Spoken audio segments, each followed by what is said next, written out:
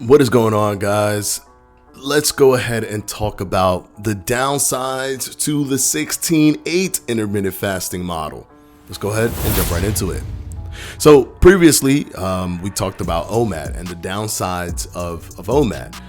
But all of the intermittent fasting regimens have their pros and cons, and 16-8 is no different. Now, the cool thing about 16-8 is that we probably have the most data in terms of studies in regards to intermittent fasting with the 16-8 model. And the 16-8 model has the highest success rate in terms of the study's results.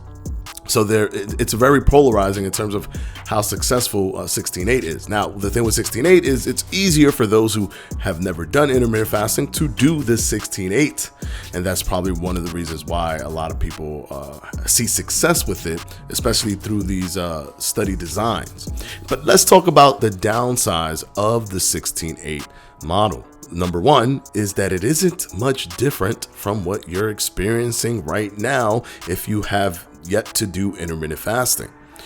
That lack of a shock to the system in terms of the major differences can lend to incremental changes that you see that may not be powerful enough for you to stay consistent with the regimen.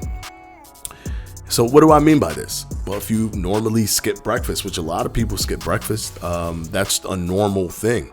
A lot of people skip breakfast. If you skip breakfast, you go to work and you eat during your lunchtime, then you come back, you eat a few things, and then by the time, it's 10 o'clock, you go to sleep, and that's it. That's your day.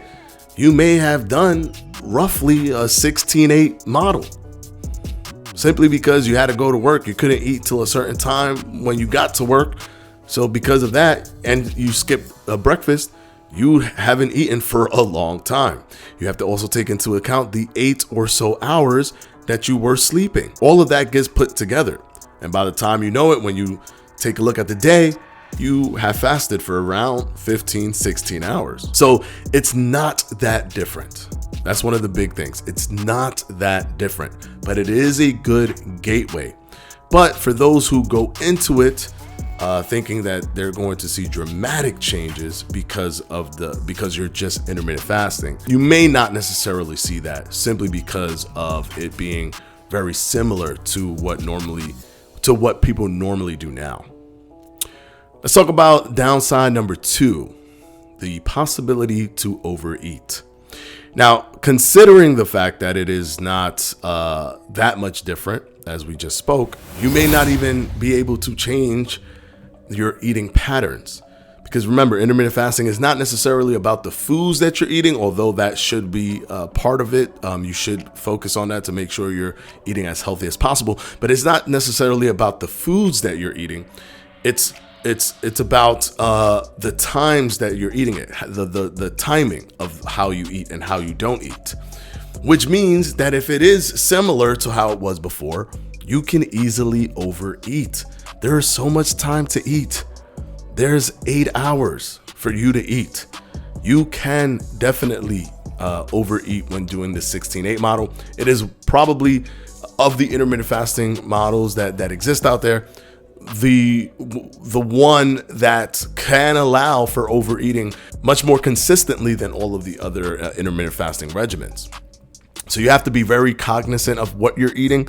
You still have to pay attention if you're doing the 16-8 model. Another downside is that you are not in that post-absorptive range or that metabolic switchover for a long period of time. What does this mean? It takes about 8 to 12 hours for that metabolic switchover event to occur. And what this is when you are depleting the glycogen that your body has stored, that your body uses to feed your brain for energy.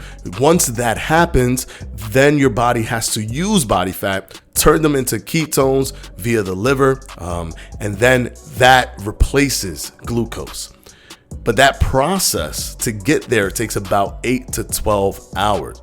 That means that you will have roughly, let's say we go into the deepest end of it, you'll have roughly about 4 hours in that state. 4 hours where your body is calorie partitioning or energy partitioning, is focusing heavy on body fat to fuel your brain with ketones.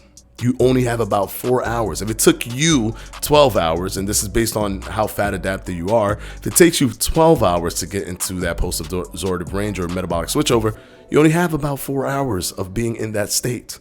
So it's really 4 hours of getting that unique benefit that comes from intermittent fasting in terms of body fat burning.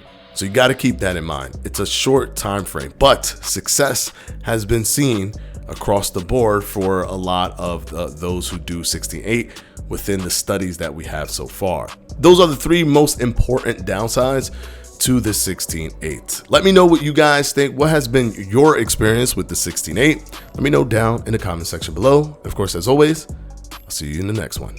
Peace.